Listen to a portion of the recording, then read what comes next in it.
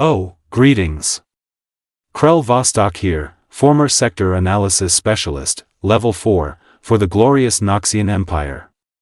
Well, former, because there's not much of an empire left to speak of. But I'm getting ahead of myself. 3 standard cycles ago, I was sitting at my monitoring station, same as I had for the past 17 years, scanning the outer rim territories for anything worth reporting.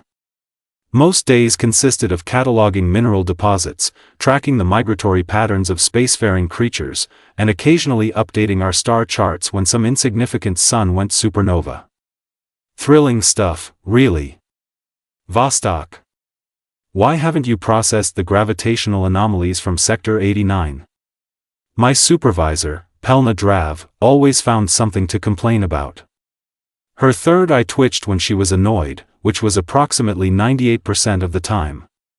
Because nothing happens in Sector 89, Overseer Drav, I replied, not bothering to look up from my console. It's the same readings we get every cycle. Dust, more dust, and the occasional space rock. That's when my scanner picked up unusual energy signatures from System 2187. Nothing extraordinary, just signs of rudimentary fusion technology and artificial satellites. Basic civilization stuff. I didn't think much of it until Admiral Zentar Black swept onto the command deck, his ceremonial cape billowing behind him like he was posing for a recruitment poster. "What have we here?" he boomed, peering over my shoulder. "A developing species?" Perfect timing. The Emperor has been demanding a demonstration of our new planetary pacification systems. "Sir," I ventured cautiously, "protocol dictates we should conduct proper intelligence gathering before any protocol?" Blacks laughed, slapping my back hard enough to make my breathing sacs flutter. "Since when does a level 4 analyst lecture an Imperial Admiral on protocol? These primitives probably worship rocks and eat their young. We'll be doing the galaxy a favor." Within 6 hours, the invasion fleet jumped into orbit around the third planet of System 2187, a blue-green world the locals apparently called Horizon 7. The bombardment lasted 23 minutes. When the dust cleared, our sensors indicated 800,000 casualties, primarily concentrated in structures we later identified as educational facilities. "File it as a successful weapons test," Blacks ordered, already bored with the whole affair. That's when my communications array lit up with an incoming transmission. Not from the planet, from somewhere else entirely. The message was short, in perfect Noxian script: "You have made a terrible mistake." I looked up at the smug admiral, who was already dictating his glorious victory report to his personal scribe. That was the moment I first felt it, a cold, creeping dread slithering up my spine ridges. Something told me we hadn't attacked some primitive civilization. We had awakened something far worse. 1 week later, I found myself in a position I never expected, standing against the wall of the Grand Imperial War Chamber as the Noxian High Command held their third emergency meeting in as many days. Me. A mere level 4 analyst. But I was the one who had first detected the human colony, so here I was, sweating profusely through all 6 of my pores. Another transmission?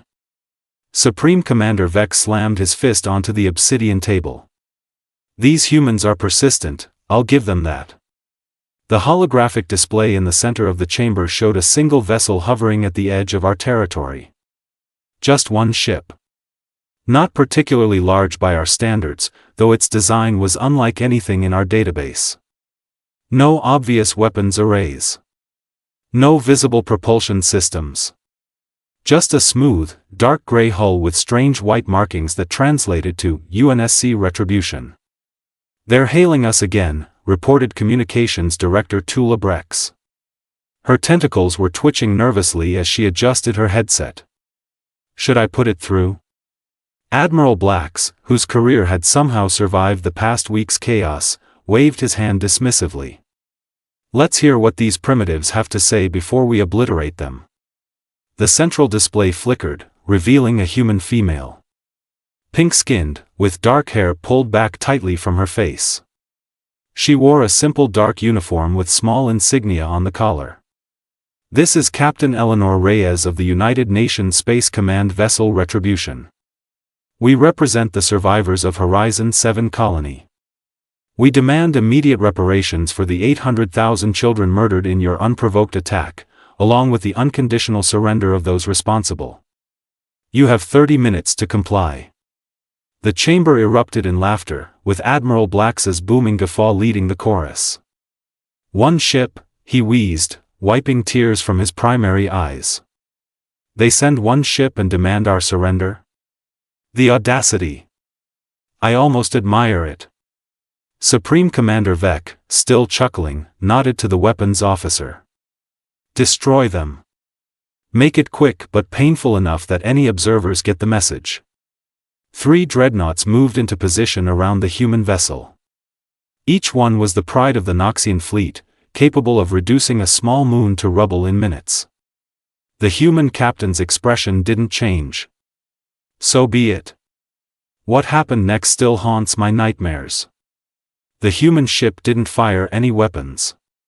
It simply pulsed. A ripple of blue-white energy expanded outward, passing through our dreadnoughts like they were made of vapor. All 3 ships just stopped existing. No explosion.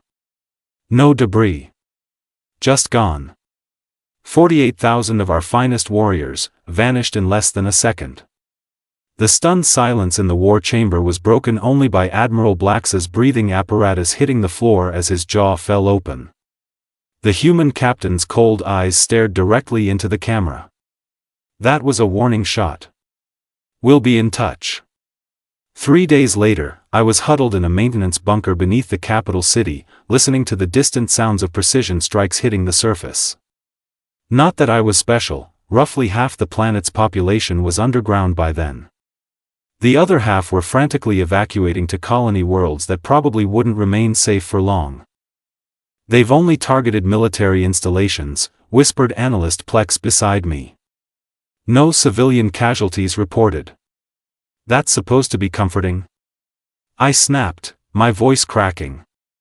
They're just showing off their targeting capabilities. Look at us. We can kill exactly who we want to kill. As emergency lighting flickered around us, I couldn't stop thinking about the classified files I'd discovered while frantically researching humans before communications went down.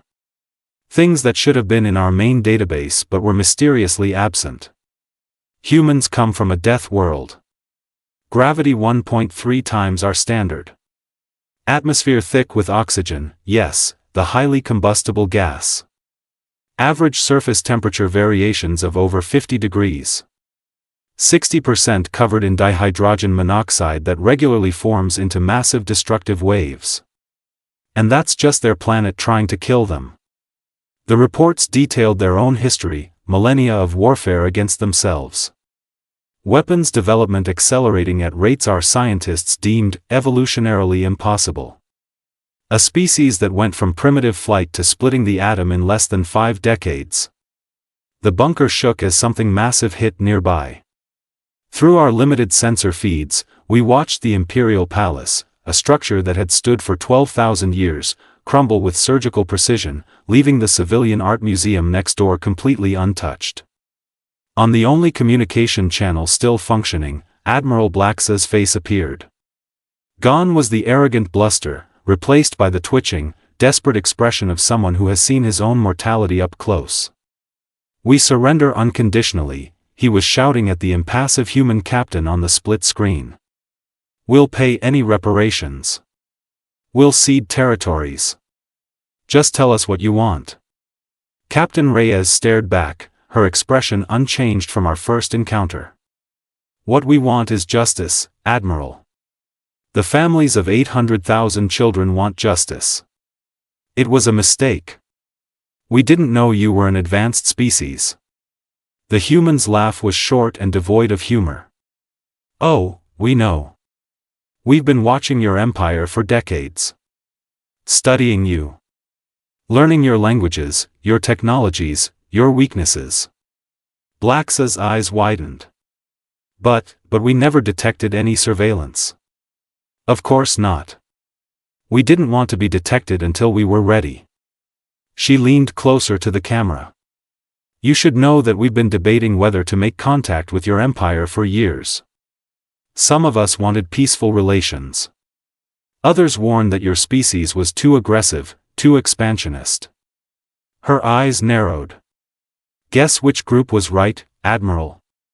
The transmission cut off as another precise strike hit what I knew was the main military command center. In the darkness of our bunker, a terrible realization dawned on me. We hadn't discovered humans. They had allowed us to find them. 6 months later, my life had changed beyond recognition.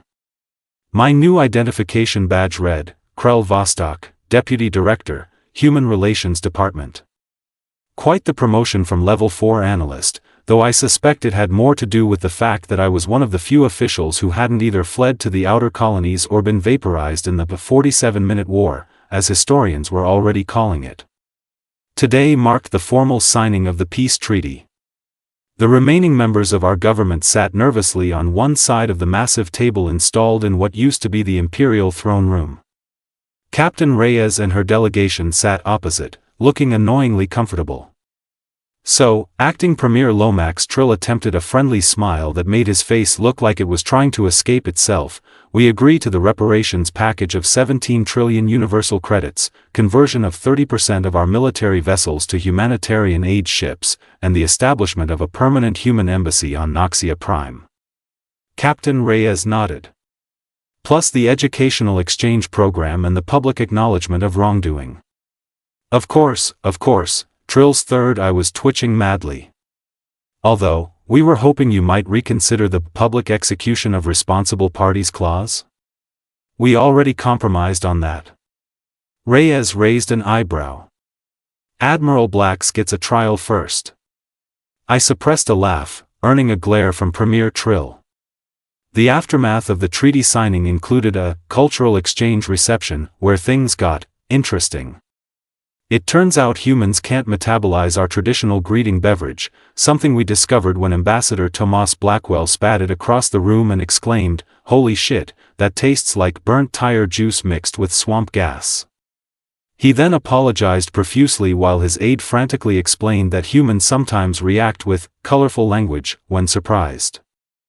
Meanwhile, our diplomats were horrified to learn that the harmless appetizers humans brought contained enough capsaicin to be classified as chemical weapons under Noxian law. Despite these mishaps, I found myself developing a grudging respect for these terrifying Deathworlders. They could have wiped us out completely. Instead, they chose targeted justice.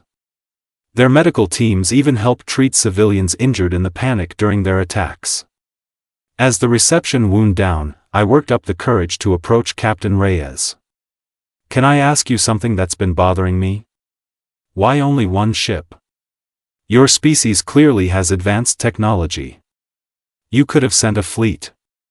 Reyes sipped her water, regarding me thoughtfully. "2 reasons, Krell. First, proportional response. You only sent 1 attack fleet to Horizon 7. And the second reason?" She smiled. Not the warm kind of smile. The kind of smile a predator gives when it's deciding whether to pounce. To make sure the message was clear. We only sent 1 ship because that's all we needed. She set down her glass with a soft clink. "Don't make us send 2. As she walked away, I realized the most terrifying thing about humans wasn't their weapons or their Deathworld evolution. It was their restraint. Because when a species capable of turning planets to dust shows restraint, it means they've already calculated exactly how much force they need to use. And exactly how much they're holding back.